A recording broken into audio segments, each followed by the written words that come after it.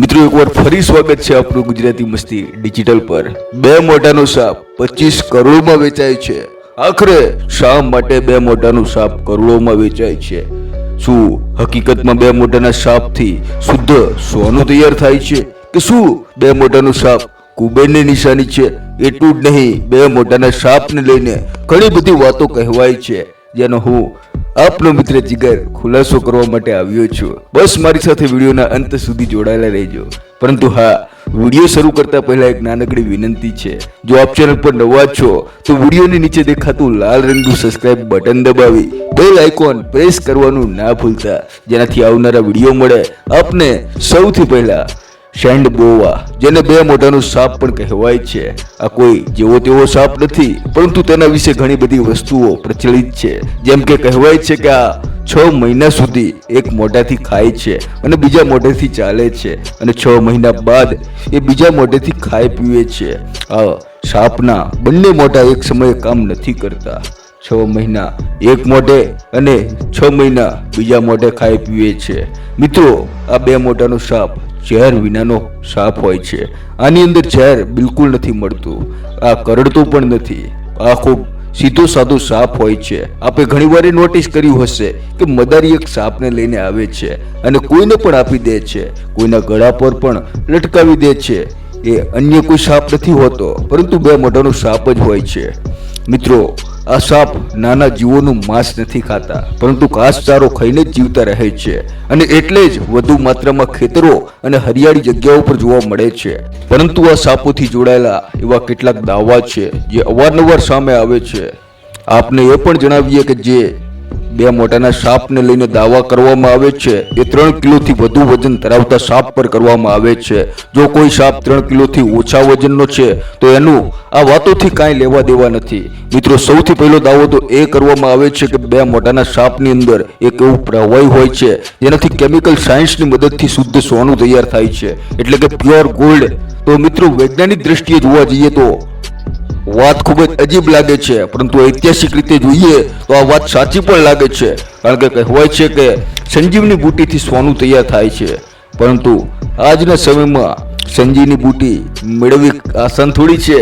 જેવી રીતે નોળિયાની અંદર મોહરા ઝેર હોય છે, ડેટકાની અંદર મોહરા ઝેર હોય છે, ઠીક એવી જ રીતે બની શકે છે કે બે મોઢાના સાપની અંદર કંઈક એવું લિક્વિડ મેળવી શકાતું હોય જેનાથી સોનું તૈયાર કરી શકાતું હોય, કારણ કે આ બધું પ્રકૃતિનો તો ભાગ છે અને સાપ પણ પ્રકૃતિનો તો હિસ્સો છે।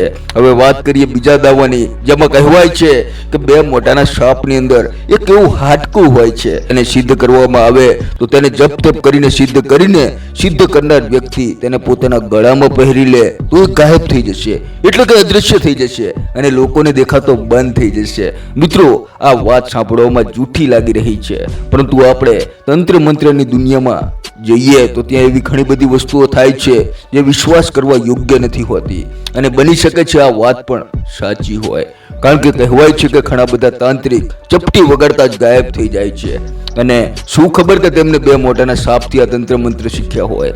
પરંતુ એક વાત અન્ય ધ્યાન દેવા જેવી છે કે આજના સમયમાં આ પ્રકારના સાધક અને તંત્ર મંત્ર કરનાર મળવો પણ મુશ્કેલ છે, કારણ કે પહેલાના સમયમાં લોકો સંપૂર્ણ રીતે પવિત્ર હોતા, પરંતુ હવે તંત્ર મંત્ર કરવામાં જે તપસ્યા જોઈએ તેને કરવી ખૂબ જ મુશ્કેલ છે।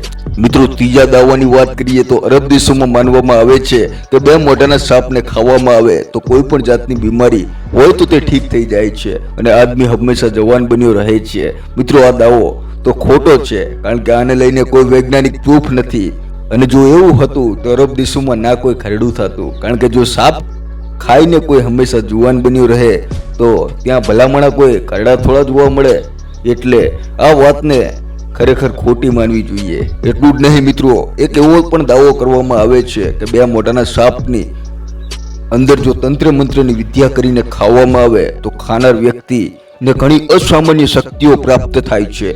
મિત્રો, આ દાવો પણ એકદમ ખોટો છે, કારણ કે આ પ્રકારનું કોઈ તંત્ર મંત્ર મોજૂદ નથી જે માંસ ખાવાથી શક્તિશાળી બને, પરંતુ હા, જો કોઈ તંત્ર મંત્રના લગાતાર પ્રયત્ન કરે તો એને શક્તિઓ જરૂર મળે છે। મિત્રો, બે મોઢાના સાપને લઈને એક એવો પણ દાવો કરવામાં આવે છે કે તેને ચીન, ઇન્ડોનેશિયા અને યુરોપના દેશોમાં એક એવી દવા બનાવવામાં આવે છે જેનાથી કામેચ્છા પાવર વધે છે, અને તે દવાનો કોઈ 70 વર્ષનો વ્યક્તિ પણ ઉપયોગ કરે તો તેની અંદર 25 વર્ષના જુવાનની તાકાત આવી જાય. તો મિત્રો આ વાતને પણ નકારી ના શકાય, કારણ કે આ પ્રકારની ઘણી બધી એવી દવાઓ માર્કેટમાં છે જે કામેચ્છા પાવરને ખૂબ વધારી દે છે, અને કહેવાય છે કે કિંગ કોબ્રાથી પણ આવી ઘણી બધી દવાઓ બને છે. અને મિત્રો છઠ્ઠો દાવો એવો છે કે 2 મોઢાનો સાપ ખાવાથી એઇડ્સ જેવી બીમારીઓ પણ ઠીક થઈ જાય છે. તો મિત્રો આ દાવો પણ સંપૂર્ણ રીતે ખોટો છે, કારણ કે જો એવું હોત તો યુરોપવાળા એઇડ્સ જેવી બીમારીઓને સંપૂર્ણ નષ્ટ કરવાની દવા બનાવી લેત અને કોઈ એઇડ્સ જેવી બીમારીથી હેરાન ના થાત. અને મિત્રો 2 મોઢાના સાપને લઈને જે છેલ્લો દાવો છે એ છે કે 2 મોઢાના સાપનો સંબંધ ધનના દેવતા છે કુબેર તેમનાથી જોડાયેલો છે. તેના દર્શન કરવાથી ધન પ્રાપ્ત થઈ જાય છે, કર્મ સમૃદ્ધિ આવે છે. તો મિત્રો આ દાવાને આપણે અહીંયા ખોટો માનીએ છીએ, કારણ કે જો માણસ મહેનત ના કરે તો ભલે ગમે એટલા સાપ પાડી લે પણ તેની પાસે પૈસા નથી વધવાના. પરંતુ મિત્રો આ બધી વાતોથી એક વસ્તુ તો ક્લિયર થઈ જાય છે કે 2 મોઢાના સાપની માર્કેટ વેલ્યુ ખૂબ જ વધારે છે, જ્યાં દવાઓ બનાવવાથી લઈને સારી કિસ્મત અજમાવવા સુધી દરેક વસ્તુમાં 2 મોઢાના સાપનો ઉપયોગ થાય છે. આ જ કારણે ઇન્ટરનેશનલ બજારમાં આ સાપ કરોડોમાં વેચાય છે. આશા છે કે આ સાપ વિશે આપને બધી માહિતી મળી ચૂકી હશે. શું તમને ક્યારે આ હકીકત પહેલા ખબર હતી, અને શું આપે આ સાપને ક્યારે જોયો હતો? મિત્રો આપનો જવાબ કોમેન્ટમાં જરૂર જણાવજો. ફરી મળીશું નવા વિડીયો સાથે. જય હિન્દ, જય ભારત.